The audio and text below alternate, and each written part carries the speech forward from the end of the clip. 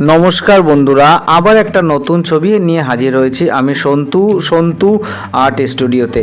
তো এই ছবিটাতে আমি দেখাবো খুব সহজে পেন্সিল এবং রাবারের সাহায্যে আপনি কী করে একটা বৃত্ত আঁকতে পারেন এবং বৃত্তটা কম্পাসের মতনই গোল হবে এবং আপনি চাইলে 1 থেকে 2 বার এটি অবলম্বন করলে এই পদ্ধতির সাহায্যে দেখুন বৃত্তটা আঁকা হয়ে গেছে। এবং বৃত্তটা আঁকতে খুব বেশি আপনাকে পরিশ্রম নিতে হবে না। বৃত্তটা আঁকা হয়ে গেলে ছবির স্পিডটা আমি একটু বাড়িয়ে দেবো, তার কারণ আমি চাই না আপনার মূল্যবান সময়টি নষ্ট করতে।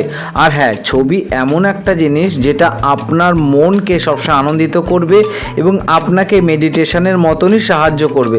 আপনি যখন যেখানে খুশি যেভাবে খুশি আপনি ছবি আঁকুন। ছবি আঁকার কোনো বাধা ধরা নিষেধ নিয়ম কিচ্ছু নেই। আপনি যেটাই আঁকবেন সেটাই ছবি হবে। পারফেক্ট বলে ছবির কিছু হয় না। তবে আমি আপনাকে বলবো, প্রথমে আপনি একটা পেন্সিল দিয়ে অবশ্যই চেষ্টা করবেন। প্রথমে কোনো পেন বা কালারটা দেওয়ার চেষ্টা করবেন না, কারণ আস্তে আস্তে আপনার হাতটা সেট হয়ে গেলে আপনি আরও সুন্দর এবং আরও ভালো করে ছবি আঁকতে পারবেন। এবং আপনাকে একটা কথা বলবো, আপনি ছবির শেষে যেমন খুশি মন চায় তেমন খুশি কালার করুন। বাড়িতে ছোট বাচ্চাদের এঁকে দেখান, তারা খুব আনন্দিত হবে।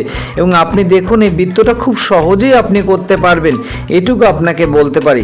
তবে যারা আমার চ্যানেলে নতুন এসেছেন, অবশ্যই আশা করব আপনাদের এই পদ্ধতিটা যদি ভালো থাকে অবশ্যই ভিডিওটা শেয়ার করবেন এবং আপনি একটু সাবস্ক্রাইব করে আমাদের চ্যানেলটা যাতে গ্রো করতে পারি, আপনার এবং আমার ফ্যামিলি যাতে সুন্দরভাবে এই ইউটিউবের পরিবারটা গ্রো করে, তার জন্য আপনার সহযোগিতা একান্তই কাম্য। পরবর্তী নতুন অন্য একটা পদ্ধতির ভিডিও